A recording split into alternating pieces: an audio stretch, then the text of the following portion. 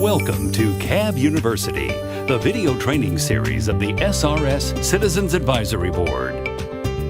In the CAB-U series, we will help you explore some of the basic information required to understand the workings of the Savannah River site.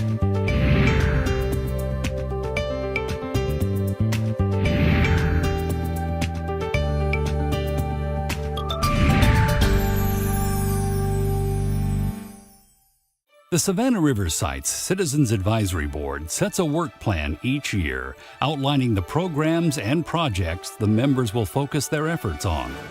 While the CAB as a whole must act to advance recommendations to the Department of Energy or take any official actions, much of the work to prepare is done in one of the board's committees.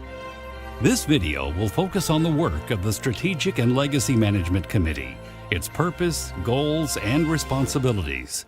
We'll also take a look at some of the areas of the site that its work addresses.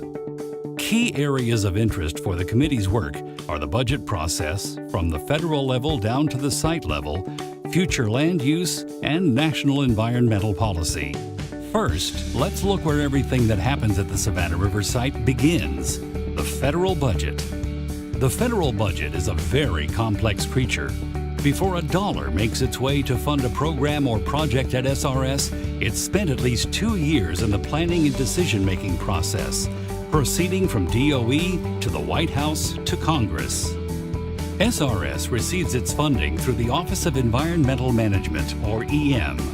The government operates on a fiscal year of October 1st through September 30th. So in October, 2 years before the budget is needed, what is known as out-year planning begins. This generally includes an overview of the missions SRS expects to be handling. Budget development begins locally, then moves to the DOE level for agency budget development and submission to the White House Office of Management and Budget. Now we're into the second year, and OMB and DOE, with input as needed from SRS, review and adjust the request. Further decisions are made at the highest levels, and the outcome is the President's budget submission to Congress. Working with this document as its basis, Congress reviews, adjusts, and passes its budget resolution. Once the resolution is passed, the budget in that form moves to committee review, conferences between the House and Senate, and finally a budget bill. The budget bill goes to the President for action, signature, or veto. If the President signs the budget as presented, the funds contained in this final version then begin flowing through DOE and EM to the project at SRS. At any point in this process, things can change, sometimes dramatically. It's important to keep in mind also that this is the ideal process, which can be delayed significantly if Congress and the President can't reach agreement. What happens most often then is a continuing resolution, which generally provides funding the same as the previous year at most. This can delay new projects or interfere with progress of ongoing projects that have reached a new phase with different funding needs. Now let's talk about the strategic part of the committee's mission. Strategic issues related to the Savannah River Site's Environmental Management Cleanup Program are the focus here. This includes long-term policy and planning, development, and deployment of technology. Integrating long-term stewardship into issues the other committees may work on is a key focus of the S&LM committee. SRS uses an integrated planning team to oversee site-wide planning activities. This team's membership, with broad-based DOE and contractor engagement, ensures that SRS planning functions work together.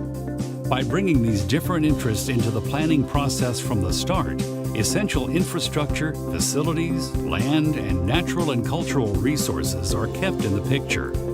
These must be maintained and preserved to support the needs of current and emerging missions. A set of fundamental planning assumptions have been developed that guide decisions for the site.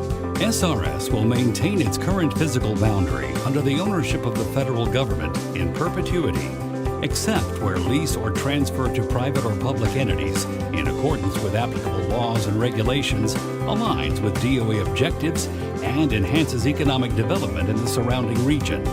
Land use will be non-residential. National Nuclear Security Administration defense programs will continue as an enduring mission. Savannah River National Laboratory will continue as an enduring mission for national security, environmental management, and clean energy. Site infrastructure will be right-sized to support assigned site missions. Upon completion of environmental cleanup and nuclear materials disposition missions, long-term environmental monitoring responsibilities will be released to another DOE program secretarial office. Canisters of vitrified high-level nuclear waste will be shipped off-site to a national repository. Natural resources, forests, watersheds, and endangered species are valued site assets and will continue to be actively managed. Unique ecological habitats and archaeological sites will be protected and enhanced. SRS will continue to set aside specific research sites for the purpose of preserving non-industrial reference areas for environmental and ecological baseline data. Performance measures have been developed for the major areas of cleanup to assess how effectively environmental management is executing the cleanup program. These performance assessments help in developing long-term policy and plans by providing data on how well SRS is performing to meet its goals. That information helps drive decisions regarding future land use at SRS and provides comparative data for the life cycle plan.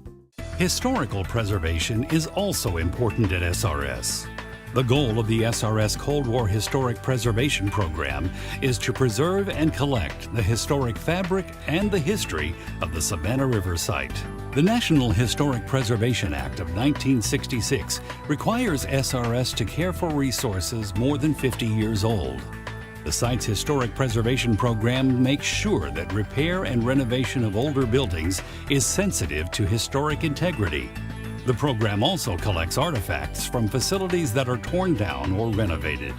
The years 1950 to 1989, when SRS was in full Cold War mode, are considered the era of significance for preservation.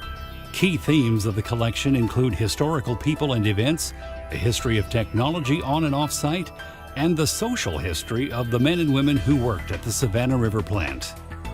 Because the themes are broad, the artifacts collected are diverse.